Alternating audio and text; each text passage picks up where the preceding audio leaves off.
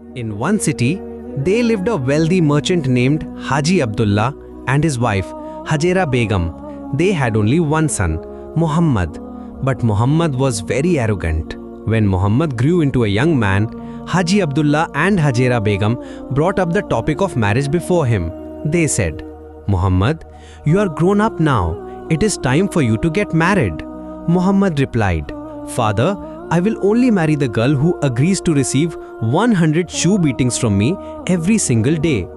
My wish is that the woman I marry must endure 100 shoe strikes daily from my hand." Hearing such a strange condition, his parents became terrified. They thought, who would ever give their daughter away under such terms? What father or mother would allow their daughter to be beaten with shoes 100 times every day? One day, another wealthy merchant named Haji Yusuf arrived in that city looking for a groom for his daughter. Someone mentioned Muhammad to him. Upon hearing this, Haji Yusuf went to meet Haji Abdullah and proposed marriage for his daughter. But Muhammad immediately said, "Listen, I will only marry the girl whom I can strike with 100 shoe beatings every single day. My wife must take those beatings from me daily."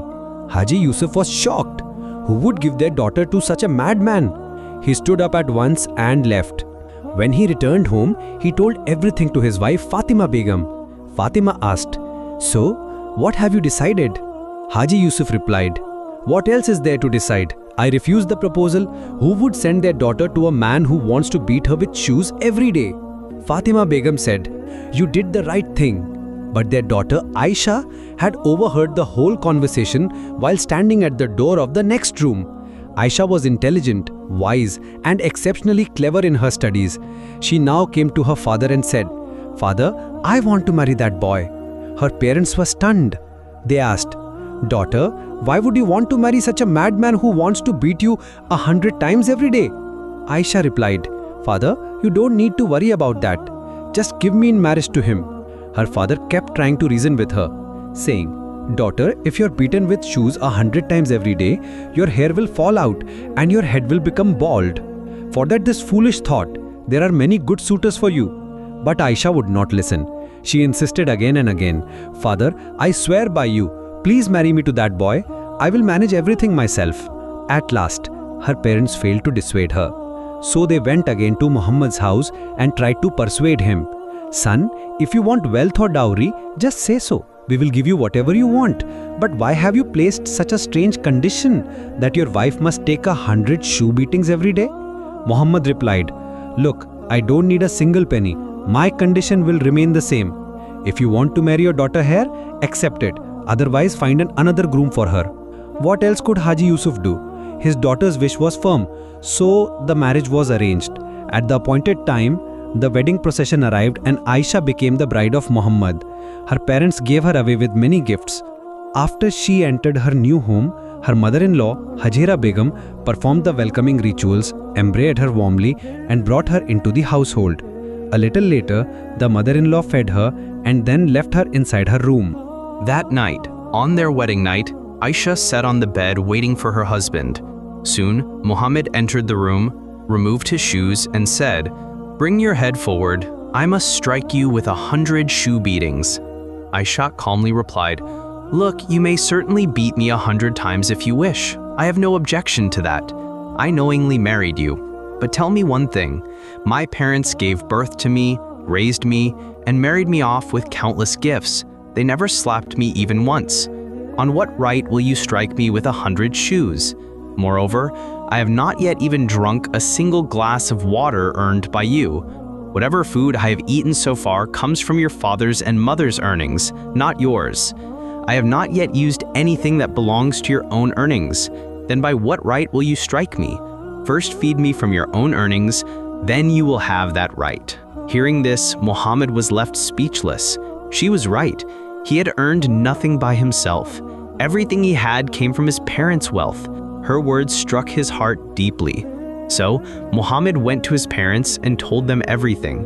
His father said, "Son, your wife has spoken the truth. We have enough wealth that 7 generations could live off it, yet you have not earned a single thing yourself." This pierced Muhammad's heart. The next day, he decided to start a business. Since his father was a merchant who traded goods overseas by ship, Muhammad also chose to go into trade. He said to his father, "Father, please give me a ship and some valuable goods. You will see, I shall soon return with great wealth." Before leaving, he said to Aisha, "Look, I shall return soon with much wealth. Then I will feed and clothe you with my own earnings, and with full right I shall strike you daily with shoes." Aisha laughed and replied, "Very well, my husband. When you return, my head will be bowed before you. You may strike me with shoes as much as you wish." Then Muhammad bid farewell to everyone, boarded his ship, and set out for business, arrogance still upon his face. His parents thought, "Perhaps on this journey our son will learn some lessons." After 3 or 4 days of travel, Muhammad anchored at a port. He disembarked and began exploring the city. Suddenly, a man appeared before him, one of his eyes covered with a green cloth. The man said, "So you've come. Your father didn't come this time? Your father was very cunning." Muhammad was startled and replied, "I don't know you. Speak plainly." The man said, "When your father came here, I was in need of money, so I pawned one of my eyes to him for 500 coins. Now I have the money, take the 500 coins and return my eye." Muhammad was stunned. He had no eye to return, nor had his father ever mentioned such a thing. So he said, "I don't have your eye. Next time I come, I'll bring it. For now, take some money and settle the matter." So the man took another 500 coins and left. Muhammad thought, "Good, I escaped trouble with just 500 coins." As he continued through the city, a lame man appeared, walking with a stick. He said, "So your father hasn't come this time? I pawned one of my legs to him for 500 coins. Now here's the money, return my leg." Muhammad was again astonished. He said, "I don't have your leg. Next time I'll bring it. For now, take some money and settle the matter." The man took another 500 coins and left. Later, as Muhammad wandered near a house, he saw a beautiful woman gazing at him. The woman called him over. When he approached, she said, "You are new here, aren't you? Our custom is to welcome strangers by offering them milk in a golden cup." She went inside and returned with a golden cup filled with milk. She handed it to Muhammad. As soon as he finished drinking and placed the cup down, a cat came, picked up the cup in its mouth, and ran toward the ship. The cat hid the cup on the ship and then came back. When Muhammad was about to leave, the woman said, "Return my golden cup." Muhammad replied, "I placed it right here," but the cup was gone. The woman screamed, "You have stolen my cup!" The matter reached the Kotwal, the chief guard. The Kotwal arrested Muhammad and took him before the king. Without listening to his pleas, the king confiscated his ship and sentenced him to 6 months in prison. After 6 months, Muhammad was released, but he had nothing left. He roamed the streets like a beggar. One man saw him and said, "This is a city of tricksters. I sing. If you can dance, then dance with me. Otherwise, survival here will be very difficult." Muhammad had no choice. He dressed in women's clothes and began dancing. In this way, about 8 months passed. Meanwhile, Aisha was still waiting for her husband. When he did not return even after 8 months, Aisha said to her father-in-law, "Father, I will go in search for my husband." Her father-in-law replied, "Daughter-in-law, in such a vast world, where will you find him?" But Aisha said, "No, father, I will bring him back. Please give me 5 ships and some money."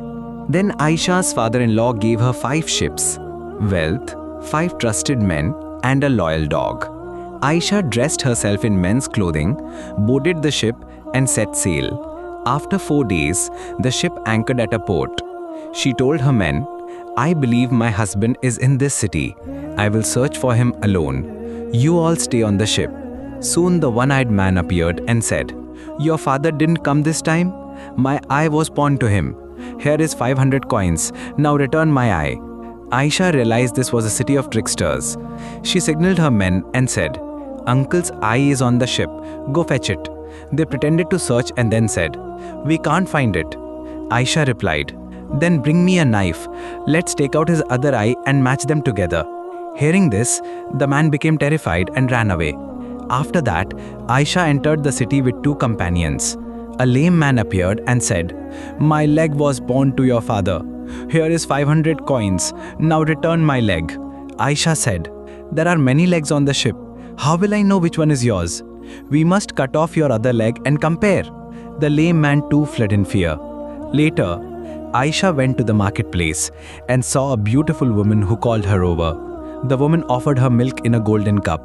Aisha drank the milk, and as soon as she put the cup down, a cat tried to run off toward the ship with it.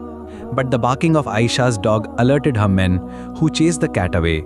The cat then hid the cup inside the woman's house. The woman shouted, "You stole my cup!"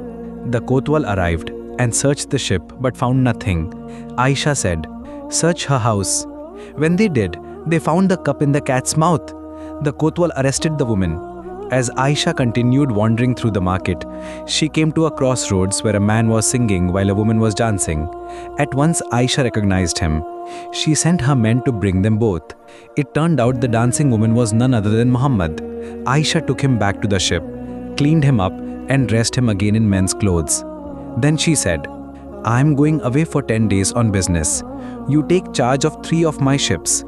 If I return, I will give you 500 gold coins. But if I don't, the ships will be yours." Muhammad agreed. After 12 days, Muhammad thought, perhaps the merchant is not returning. The ships must now be mine. So he sailed home with them. When he arrived home, Muhammad began calculating how many days' worth of shoe beatings he owed his wife. Then he went to Aisha and proudly said, "Your father could not earn this much wealth in 9 years. I earned it all in just 8 months. Aisha laughed and said, "Did you really earn this wealth, or did someone give it to you out of mercy?" Then she showed him the box of women's clothing he had worn. Muhammad lowered his head in shame. Aisha said, "The merchant who saved you, that was me." Muhammad's arrogance shattered. He begged her, "Please do not tell anyone about this." Aisha smiled and asked, "Then you will no longer beat me with 100 shoes?" Muhammad replied, "No, if you wish, you may beat me, but please keep the secret hidden." Aisha smiled softly and agreed to his request. Thus all the problems were resolved, and from then on, Muhammad and Aisha lived a happy and peaceful life together. Dear friends, you have now seen how Aisha with her intelligence and wisdom overcame such great troubles. How did you like the story? Please share your thoughts in the comments.